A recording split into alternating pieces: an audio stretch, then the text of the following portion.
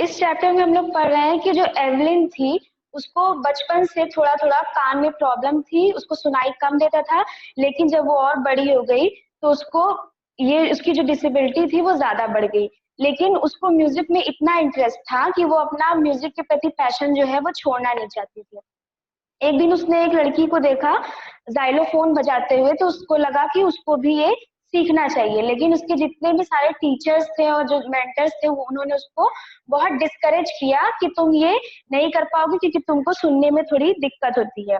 लेकिन उसको एक दिन परक्यूशनिस्ट रॉन फोर्ब्स, परक्यूशनिस्ट का मतलब होता है तबला वादक, उनको वो मिले।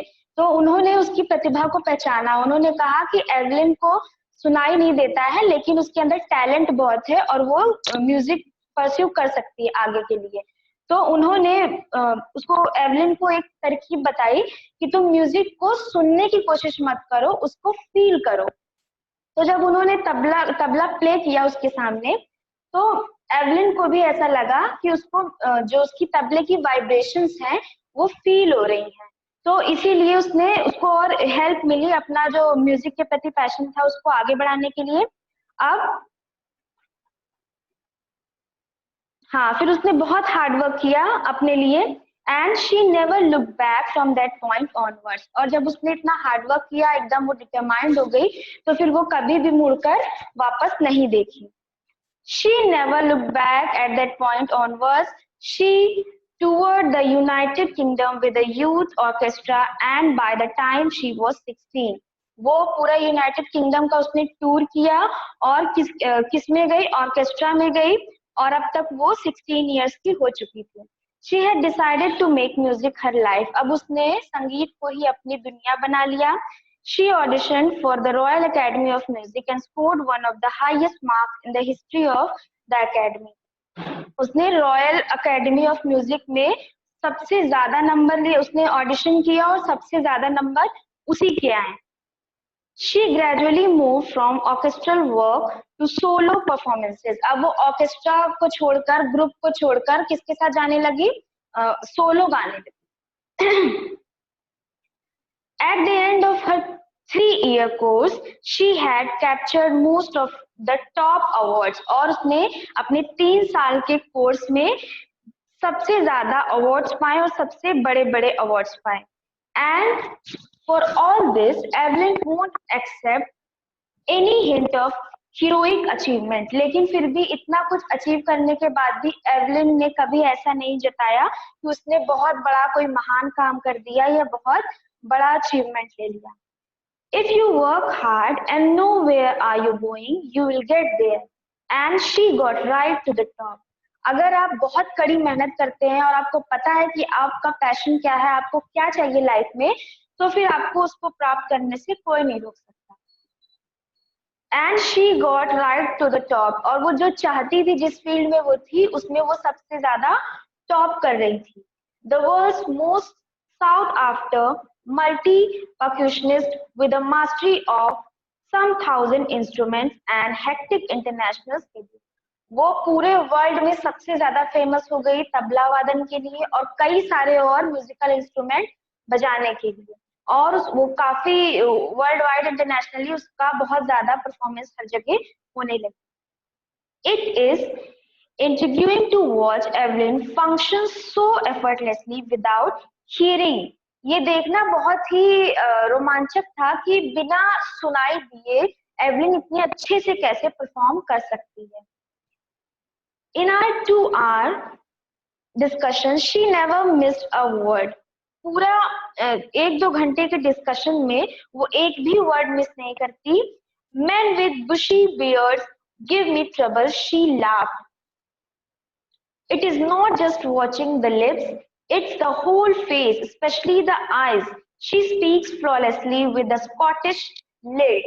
वो सामने वाले का लिपसिंक भी देखती थी और वो उसको पता चल जाता था कि वो क्या कहना चाह रहा है और एक भी वर्ड मिस किए बिना वो आंसर भी करती थी और उनकी बातों पर हंसती भी थी। My speech is clear because I could hear till I was 11. वो कहती है कि मैं एकदम करेक्ट इसलिए बोल पा रही हूँ, मुझे सुनाई तो नहीं देता लेकिन मैं इतना क्लियरली इसीलिए बोल पाती हूँ क्योंकि जब मैं 11 इयर्स की थी तब तक मुझे सुनाई देता था। शी सेज, उसने बताया, but that doesn't explain how she manage to learn French and master basic Japanese. और उसने कौन कौन सी और भाषाएं सीखी थी? फ्रेंच सीखी थी और बेसिक जापानीज भी उसको आती थी। As for music she explains it pours in through every part of my body. और वो कह रही है कि लैंग्वेजेस तो उसने सीखी ही सीखी, लेकिन जो म्यूजिक है वो सीखने से ज्यादा उसको उसके अंदर बसा हुआ है। It tingles in the skin, my cheekbones and even in my hairs। वो बता रही है कि वो मेरे हर जगह म्यूजिक है। When she plays the xylophone, she can sense the sound passing up the stick into her fingertips। और वो जब xylophone बजाती है तो उनको जो म्यूजिक होता है उसका वो उनकी उंगलियों पर महसूस होता है। By leaning against the drums, she can feel the resonations flowing into her body. और जब वो म्यूजिक बजाती है तो उनके पूरे बॉडी में म्यूजिक की तरंगे और वाइब्रेशन उनको सुनाई देती है। बिना कानों के भी वो म्यूजिक को पूरी तरह से महसूस करती हैं। On a wooden platform she removes her shoes so that the vibration pass through her bare feet and up her legs. और अगर जो प्लेटफॉर्म है, स्टेज है, वो अगर वुडन का बना हुआ है तो वो अपने शूज को निकाल देती थी और ऐसे बिना शूज के स्टेज पर जाती थी ताकि जो वाइब्रेशन है म्यूजिक की वो उसके पैर के थ्रू उसको सुनाई दे सके। Not surprisingly Evelyn delights her audiences. इसमें कोई आश्चर्य नहीं था कि एवलिन की जो ऑडियंस थी वो उससे बहुत खुश होती थी। इन 1991 she was presented with the royal Philharmonic societies prestigious socialist of the year award. और उसको 1991 में फिलहार्मोनिक सोसाइटी से prestigious socialist of the year का अवार्ड मिला। सेज मास्टर परक्यूशनिस्ट जेम्स ब्लेड्स, जो सबसे महान उसके मास्टर तबला का वादक थे जेम्स ब्लेड्स, उन्होंने बताया, God may have taken her hearing but he has given her back something extraordinary.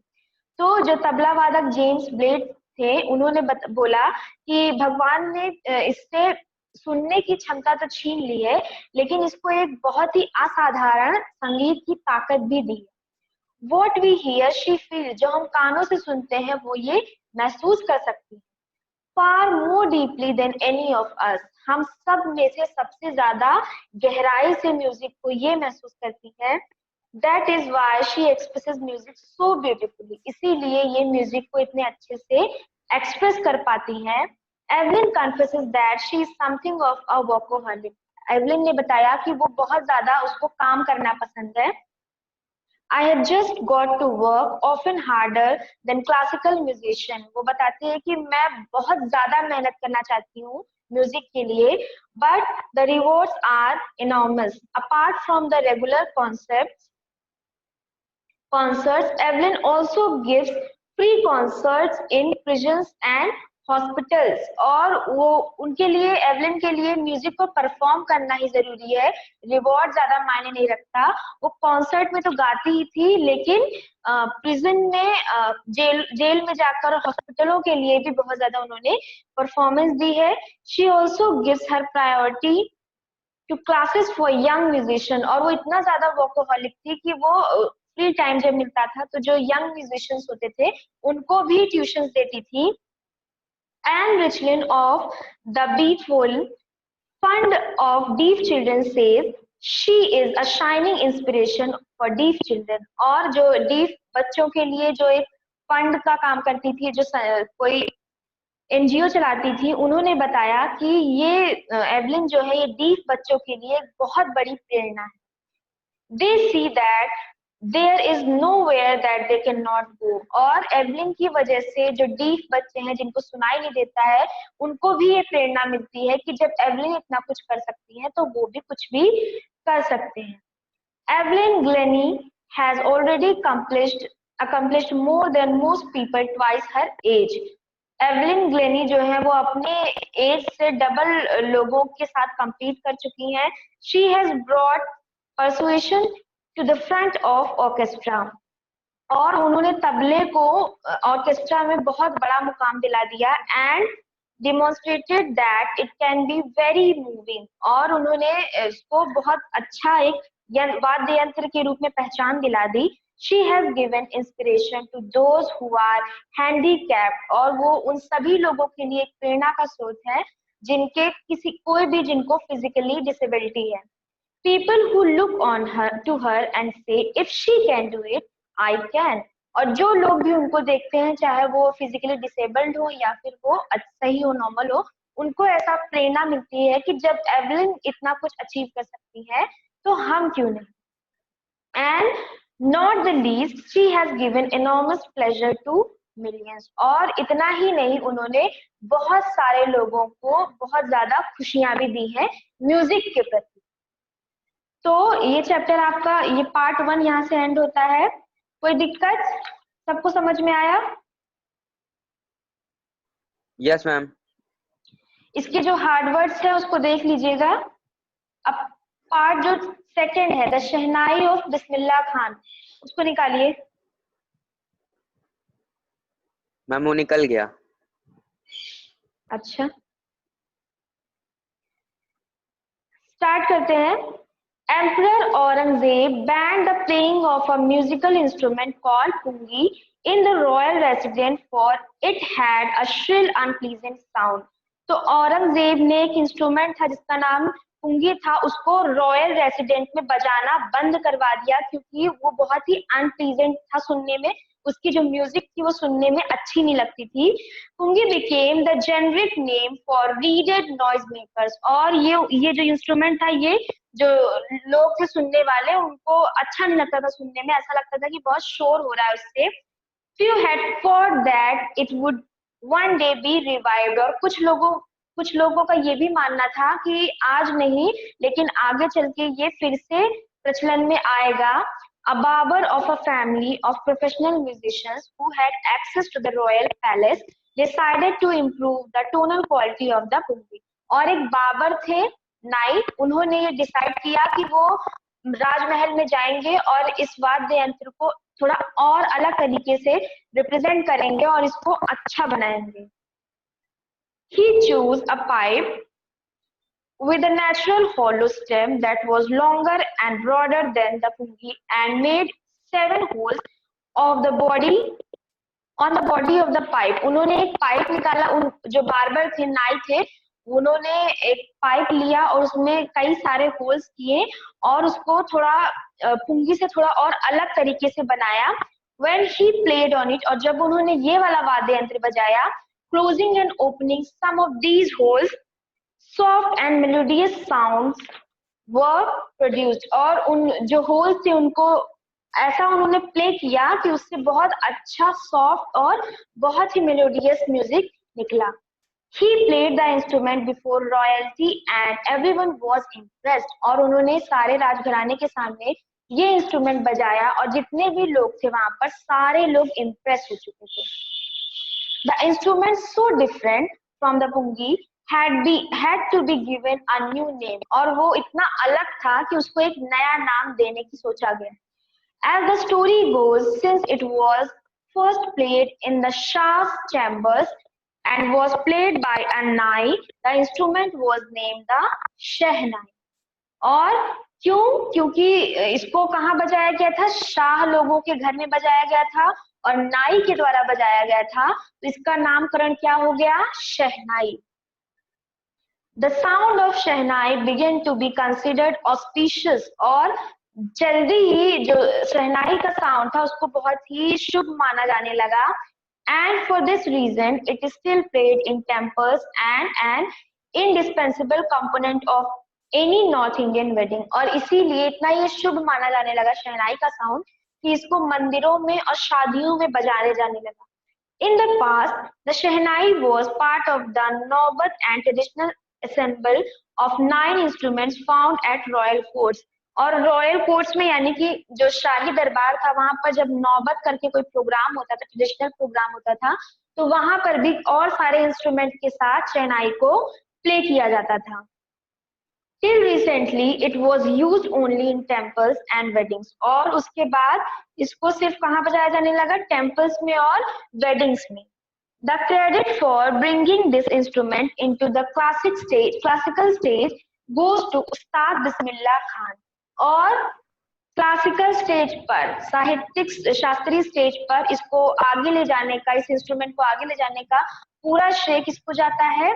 उस्ताद बिस्मिल्लाह खान को जाता है। As a 5-year-old, Bismillah Khan played gilli danda near a pond in ancient state of Damoon in Bihar. 5 साल की उम्र में ये गिल्ली डंडा खेलते थे बिहार में।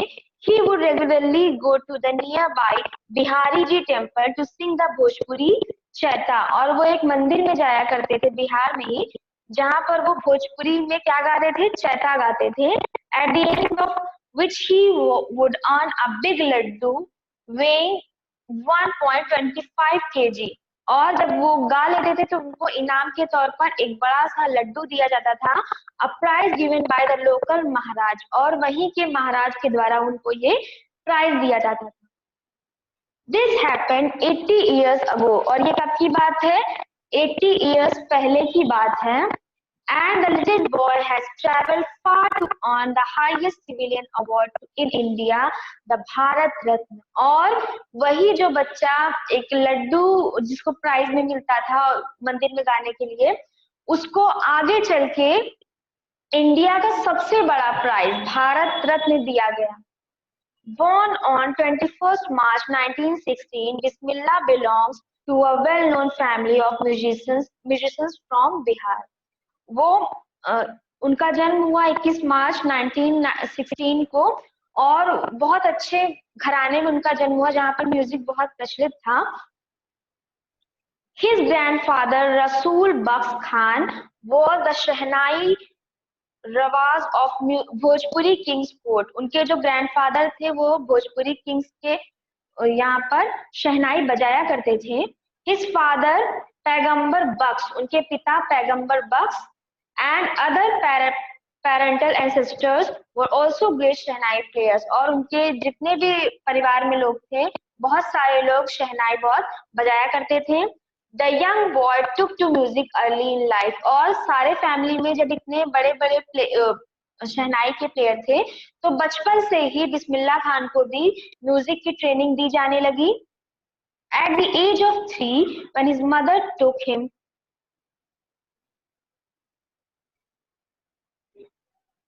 to his maternal uncle's house in Banaras, Bismillah was fascinated watching his uncles practice the शहनाई। और कितने साल की उम्र में? एट दी एज ऑफ 3, जब वो 3 इयर्स के थे तब उनकी जो मदर थी वो उनको अपने परिवार में ले गई, मैटरनल अंकल्स हाउस, यानी कि उनके ननिहाल की तरफ उनके एक अंकल थे बनारस में, वहां पर ले गई जहां जो अंकल क्या कर रहे थे? शहनाई बजा रहे थे। और बिस्मिल्लाह खान उस एज में ही शहनाई के प्रति बहुत ही फैसिनेट हो गए। सून बिस्मिल्लाह स्टार्टेड अकम्पनिंग हिज अंकल, और जल्दी ही उन्होंने अपने अंकल के साथ उसको बजाना सीखना स्टार्ट कर दिया। Ali Bux to the Vishnu temple of Banaras where Bucks was employed to play the shehnai. Ali Bux Banaras के एक टेम्पल में बजाया करते थे शहनाई। अली बक्स would play the shehnai and Bismillah would sit captivated for hours on end। तो जब अली बक्स जो थे वो जब शहनाई बजाया करते थे तो बिस्मिल्लाह खान घंटों तक उनके पास बैठकर सुनते रहा करते थे। Slowly he started getting lessons in playing the instrument and would sit practicing throughout the day, और जल्दी ही उन्होंने खुद से प्रैक्टिस करना स्टार्ट कर दिया और अपने अंकल से सीखना शुरू कर दिया। वो दिन दिन भर पूरा शहनाई सीखा करते थे। For years to come, the temple of Balaji and Meghala, Bangla Maya and the banks of the Ganga became the young parent's favorite haunts where he could practice in solitude। और गंगा के पास बालाजी टेम्पल में वो सबसे youngest player थे जो बजाया करते थे। The flowing waters of the Ganga inspired him to improvise the invent ragas and were earlier considered to be beyond the range of the शहनाई। और गंगा का जो फ्लो था एकदम गंगा की फ्लोई धारा लहरों के साथ उन्होंने जब प्रैक्टिस करना और उनके किनारे बजाना शुरू किया तो बिस्मिल्लाह खान को और प्रेरणा मिली और उन्होंने शहनाई में बहुत सारा इम्प्रोवाइजेशन किया, रागों में इम्प्रोवाइजेशन किया।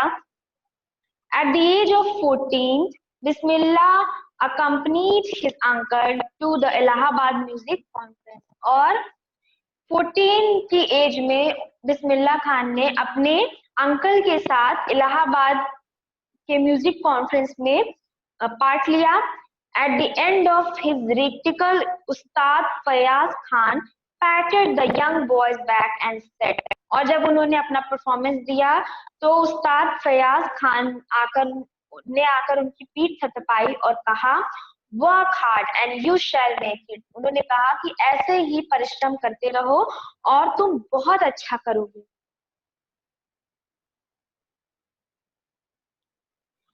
With the opening of the All India Radio in Lucknow 1938 came Bismillah's big break और 1938 में जब ऑल इंडिया रेडियो की ओपनिंग हुई तब उनको सबसे पहला और सबसे बड़ा ब्रेक मिला। He soon became an often heard Shehnai player on radio और जैसे ही 1938 में ऑल इंडिया रेडियो ओपन हुआ तभी से इनको सबसे बड़ा ब्रेक मिला और जल्दी ही ये रेडियो पर गाने वाले शहनाई प्लेयर बन गए। When India gained independence on 15th August 1947, जब 15th August 1947 में इंडिया को इंडिपेंडेंस मिली, Bismillah Khan became the first Indian to greet the nation with his शहनाई और बिस्मिल्लाह खान सबसे पहले इंडियन बने जिन्होंने उस दिन पूरे इंडिया को रिप्रेजेंट करते हुए शहनाई प्ले किया। He poured his heart out into Raag Kafi front the Red Fort to an audience which introduced Pandit Jawaharlal Nehru, who later gave his famous Tryst and Destiny speech. तो उन्होंने लाल किले के सामने पंडित जवाहरलाल नेहरू जी के सामने अपनी शहनाई का प्रदर्शन किया और उन्होंने पंडित जवाहरलाल नेहरू जी ने बाद में स्पीच भी दी। Bismillah Khan has given many memorable performances both in India and abroad. फिर बिस्मिल्लाह खान ने विदेशों में और इंडिया में भी बहुत सारे यादगार प्रदर्शन किए। His first trip abroad was to Afghanistan, where King Zahir Shah was so taken in by the maestro that he gifted him priceless Persian carpet and other souvenirs. और सबसे पहला इनका जो फॉरेन का ट्रिप था वो अफगानिस्तान का था जहां पर किंग जाहिर शाह इनके प्रदर्शन से बहुत खुश हुए और उनको इन्होंने बहुत सारे इनाम दिए। The king of Afghanistan was not the only one to be fascinated with Bismillah's music. सिर्फ किंग अफगानिस्तान के राजा ही इनके इतने बड़े फैन नहीं हुए थे, लेकिन बहुत सारे और राजा महाराजा और बहुत सारे लोग इनकी शहनाई के बहुत ज्यादा फैन थे। Film director Vijay Bhatt was so impressed after hearing Bismillah play at a festival that he named a film after the instrument called गूंज उठी शहनाई। जो फिल्म डायरेक्टर थे विजय भट्ट वो बिस्मिल्लाह खान जी की शहनाई से इतने इम्प्रेस हुए कि उन्होंने बाद में अपनी एक फिल्म का नाम क्या रख दिया, गूंज उठी शहनाई। The film was a hit और ये उनकी जो फिल्म थी वो एक हिट साबित हुई। And one of Bismillah Khan's compositions, Dil Ka Khilona Hai Toot Gaya, turned out to be a nationwide chartbuster. और बिस्मिल्लाह खान जी का जो गाना था एक उनकी फिल्म में वो बहुत बड़ा हिट हो गया, पूरे देश में उनका गाना पसंद किया गया। Despite this huge success in celluloid world, Bismillah Khan's ventures in film music were limited to two Vijay Bhatt's गूंज उठी शहनाई and Vikram Srivinayak's Kannada venture शांति अपन्ना। तो ये इतना ज्यादा हिट होने के बाद, इतना पसंद किए जाने के बाद भी बिस्मिल्लाह खान जी ने सिर्फ 2 डायरेक्टर्स के साथ ही फिल्म इंडस्ट्री में काम किया और सिर्फ 2 फिल्मों में ही अपना म्यूजिक दिया।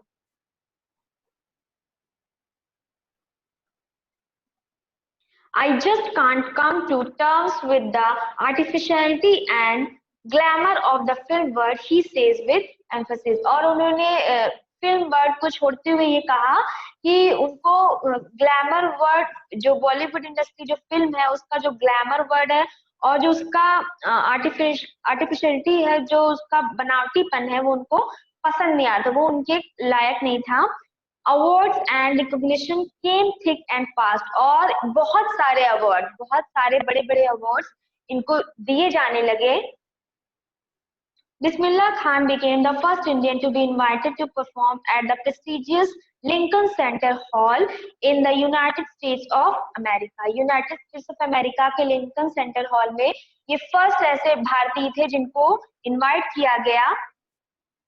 He also took part in the World Exposition in Montreal. उनको वर्ल्ड एक्सपोजिशन मॉन्ट्रियल में भी हिस्सा लेने के लिए बुलाया गया।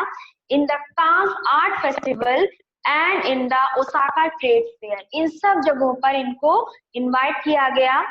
So well known did he become internationally that an auditorium is Tehran was named after him, Tahar Mosque, उस्ताद बिस्मिल्लाह खान। और ये इतने फेमस हो गए वर्ल्ड वाइड कि एक ऑडिटोरियम था उसको इनका नाम दे दिया गया। National awards like the Padma Shri and Padma Bhushan and the Padma Vibhushan were conferred on him. ये सारे जो राष्ट्रीय पुरस्कार थे सबसे बड़े, ये भी इनको दिए गए। In 2001, Ustad Bismillah Khan was awarded India's highest civilian award, the Bharat Ratna. और 2001 में इंडिया का सबसे बड़ा अवार्ड भारत रत्न का अवार्ड इनको दिया गया। With the coveted award resting on his chest and his eyes glinting with rare happiness, he said, जब उनको ये इतना बड़ा सम्मान दिया गया तो उनकी आंखों में चमक थी और उन्होंने बहुत ही खुशी से क्या कहा, All I would like to say is, मैं बस यही कहना चाहूंगा कि teach your children music, अपने बच्चों को भी म्यूजिक सिखाइए। This is Hindustan richest tradition, और ये हिंदुस्तान का सबसे बड़ा ट्रेडिशन है। Even the West is now coming to learn our music. जो पाश्चात्य सभ्यता है वो भी हमारे इंडिया की तरह म्यूजिक सीखना चाहती है। In spite of having traveled all over the world, पूरी दुनिया घूमने के बाद खान साहब, as he is fondly called, is exceedingly fond of Banaras and Darmun of they remain for him the most wonderful towns of the world. इतना सारा दुनिया घूमने के बाद भी उस्ताद साहब को बनारस से बहुत खास लगा था, क्योंकि उनका जो बचपन था, जो म्यूजिक की शुरुआत थी उन्होंने वहीं से की थी, तो वो उनके लिए सबसे अच्छी जगह थी Banaras. A student of his once wanted him to head a shehnai school in the USA. एक उनका स्टूडेंट था जो चाहता था कि वो यूएसए में एक शहनाई स्कूल खोले। And the student promised to recreate the atmosphere of Banaras by replicating the temples there. और उस स्टूडेंट ने उनको प्रॉमिस किया था कि वो वहां पर भी बनारस का पूरा माहौल बना देंगे। But Khan Sahab asked him if he would be able to transport river Ganga as well. जब उनके स्टूडेंट ने कहा कि आप यहाँ पर मैं एक स्कूल खुलवा दूंगा शहनाई के लिए, और आपको अगर बनारस इतना ही पसंद है तो मैं पूरा यहाँ पर बनारस का माहौल ला दूंगा और एक टेम्पल भी बना दूंगा कि आपको वैसा फील हो। तो उस्ताद बिस्मिल्लाह खान जी ने उनसे, अपने स्टूडेंट को कहा कि तुम सब कुछ तो कर लोगे, लेकिन क्या तुम जो गंगा नदी है उसको भी यहाँ पर ला सकते हो? Later, he is remembered to have said, that is why whenever I am in a foreign country, I keep yearning to see Hindustan. इसीलिए उन्होंने कहा कि मैं पूरी दुनिया में कहीं पर भी हूँ, किसी भी देश में हूँ, लेकिन जो हिंदुस्तान है वही मुझे हमेशा मेरे दिल में रहता है और सबसे मेरे लिए प्रिय जगह वही है। And while in Banaras, I miss the unique matha of डुमरौन। और जब मैं बनारस रहता हूँ तो मुझे बनारस में जो मठ है वो बहुत याद आता है, और मुझे सबसे प्रिय बनारस और गंगा नदी। Ustad Bismillah Khan's life a perfect example of the rich cultural heritage of India. Ustad Bismillah Khan की पूरी लाइफ हिंदुस्तान का जो भव्य कल्चर है, ट्रेडिशन है, उसको दिखाती है। On that effortlessly accepts that a devout Muslim like him can very naturally play the shehnai every morning at the Kashi Vishwanath temple. और एक मुस्लिम होने के बावजूद भी काशी विश्वनाथ के टेम्पल में बहुत अच्छे से वो शहनाई बजाया करते थे और इसके लिए फेमस थे। उस्ताद Bismillah Khan passed away on 21st August 2006 at the age of 90 की एज में 2006 में 21 अगस्त को इनका डेथ हो गया आफ्टर अ prolonged illness, काफी बीमार रहने के बाद। He was given a state funeral and the government of India declared one day of national mourning। और गवर्नमेंट ऑफ इंडिया ने उनके लिए प्रेयर के लिए एक दिन डिसाइड कर दिया। और ये चैप्टर आपका यहीं से एंड हो जाता है, बस इतना ही है। समझ में आया Yes, सबको ये chapter? Yes, ma'am. Yes, ma'am. कोई दिक्कत तो नहीं? Yes, ma'am. No, ma'am. No, ma'am.